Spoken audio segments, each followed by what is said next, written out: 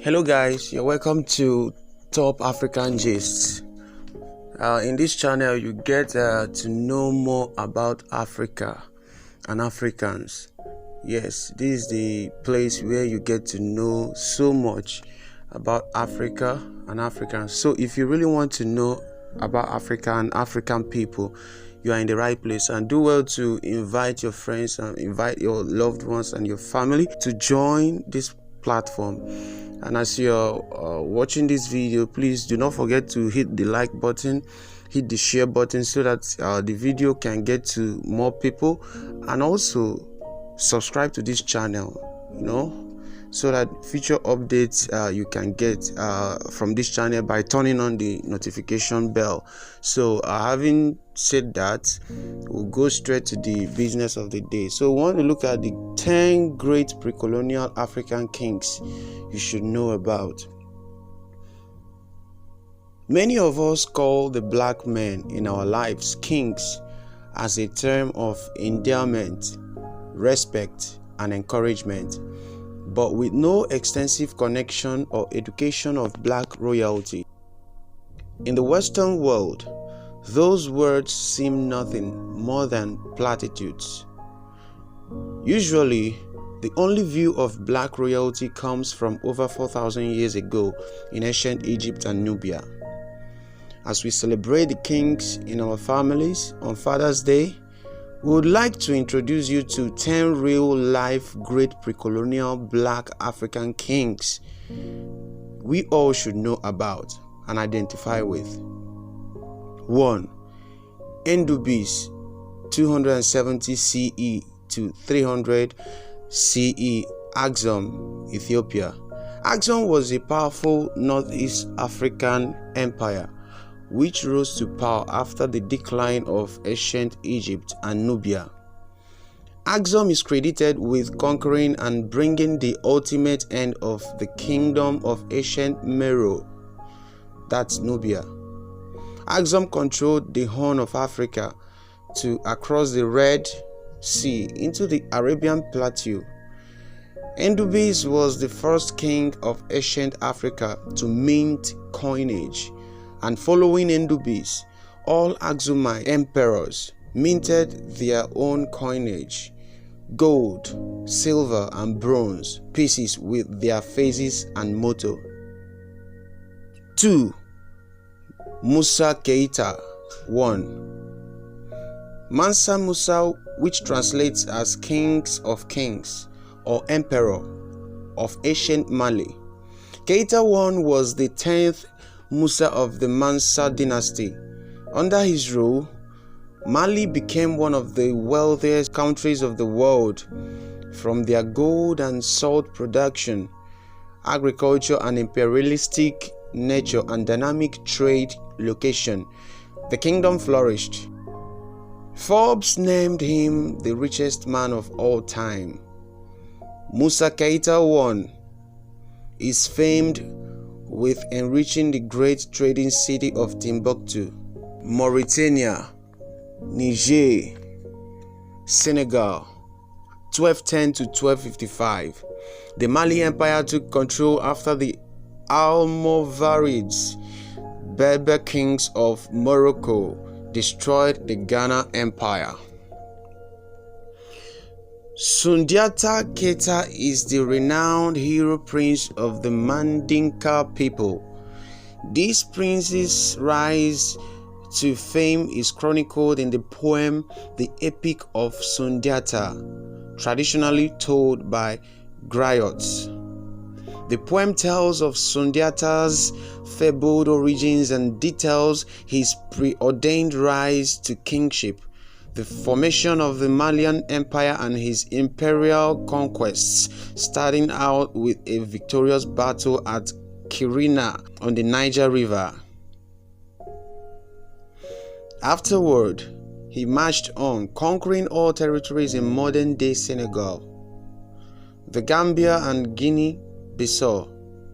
The dynastic line he originated became one of the wealthiest and most powerful ancient West African empires. 4. Amenhotep III, Egypt, 18th dynasty, 1388 to 1351 BC, father of the famed heretic pharaoh Akhenaten, and grandfather to the famous King Tut. Amenhotep III was one of Egypt's greatest pharaohs and the most successful of the 18th dynasty. During his reign, Egypt enjoyed wealth, peace, and stability. There were several exquisite building projects and monuments he commissioned, as well as the first man-made lake outside his palace in Malkata for his wife, the great Queen Tiye. During his reign, Egypt had exceptional influence in foreign policy and diplomacy, which he handled along with his wife, Queen Tiye. Proof of this lies in the renowned Amarna letters coming from Assyria, Babylon, Mitanni, and Hatti. When Amenhotep III died, he left behind a country that was at the very height of its power and influence, commanding immense respect in the international world. 5. Taharqa, Egypt and Nubia, 25th dynasty reign, 690 to 664 BCE. Taharqa was the one of the great Napatan Nubian kings, pharaohs, after his father, Piye, successfully conquered Egypt in battle. Taharqa united the two kingdoms to form the largest African empire at the time. His empire spanned from the 5th Nile Cataract in Nubia throughout all of Egypt, up into the Middle East in Palestine. Taharqa is credited with bringing new peace and stability to Egypt, resuming building projects and arts in Egypt and Nubia, which were lost for centuries at the time. Biblical scholars believe he is referenced in the Bible book of Kings 19 verse 9 and Isaiah 37 verse 9 as the great king of Cush, who waged war against Sennacherib, king of Assyria.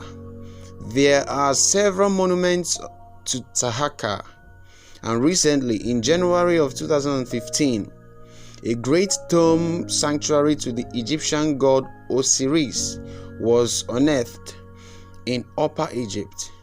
Its construction was traced back to the 25th dynasty, possibly during Taharqa's reign. 6. Ezana Aksum, Ethiopia, 333 to 356 C. Ezana is celebrated as the first Ethiopian king to embrace Christianity and convert his entire kingdom. He helped establish the Ethiopic Church. He is also credited with bringing the powerful rival kingdom of Meroe, Nubia, to an end. Under his rule, the Aksumite kingdom flourished. Under his reign, several unique structures and obelisks were erected. International trade was also increased. His coinage has been unearthed in locations like India and Greece. 7. Oba Eware, also Eware the Great, Benin Empire, Edo, Nigeria, 1440 to 1473. Oba Eware is known as the first king of the Benin Empire, the reformer of Benin City, and one of the first warrior kings of West Africa. It's chronicled that during his reign, he conquered and absorbed at least 201 surrounding towns and villages. Together, Eware and his son and successor, Oba Ozolua, were responsible for establishing a viable foreign trade in Benin, building substantial palaces, and creating several strategic policies. one of which removed the conquered town's chieftains from absolute power but allowed them power in a congressional committee. He also created a patrimonial bureaucracy in which free men served as military and administrative chiefs. Outside of war and politics, Eware is described as a charismatic leader. He established several cultural traditions, communal events, and festivals. Under Eware, the tradition of Beninese arts flourished. 8. Soni Ali Songhai Empire, 15th to 16th century. Senegal, Nigeria, the Gambia, Mauritania, Niger, Senegal, Guinea. With Soni at the helm, the Songhai Empire became the largest Muslim West African empire of all time. Soni was a brilliant military mind and led the largest imperialist mission in West Africa. His forces were amphibious, attacking and patrolling by land and water down the Niger River. During his reign, the Songhai Empire reached its pinnacle, surpassing the Great Mali Empire, absorbing its territories, and the famed city Timbuktu. Islam spread throughout both rural and urban centers during his rule. 9. Oba Oduduwa, Oyo Empire, Yoruba Land, Nigeria.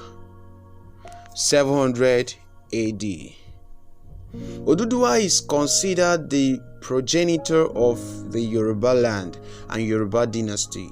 He is a national folk hero and considered a primordial god in Yoruba culture.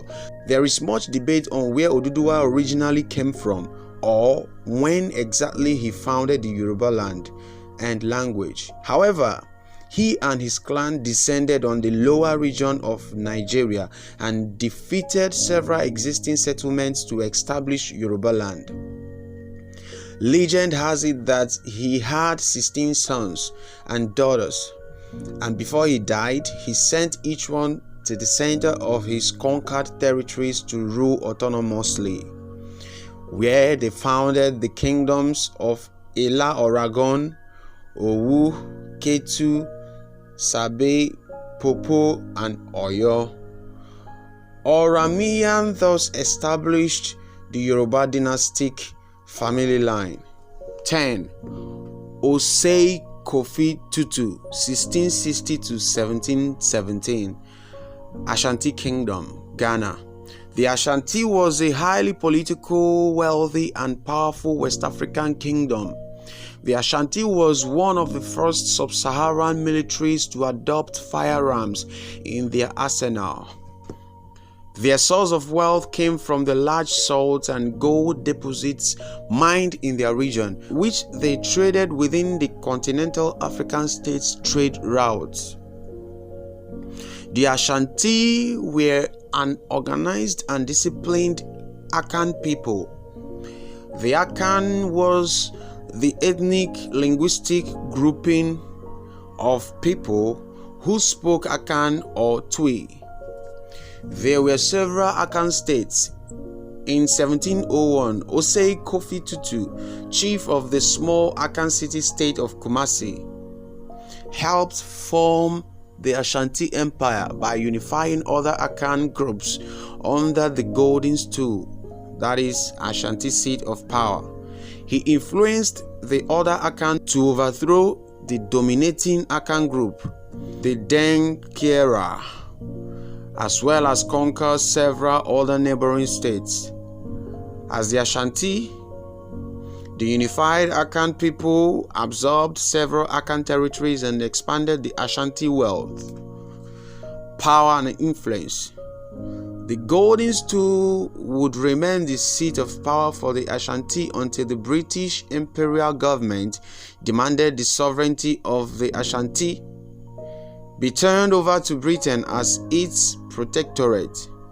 This resulted in the War of the Golden Stool. This brings us to the end of this very video. And do well to hit the subscribe button, like this video, and share it so that others can get to know more about Africa and African people. Thanks for watching, and do have yourself a wonderful time.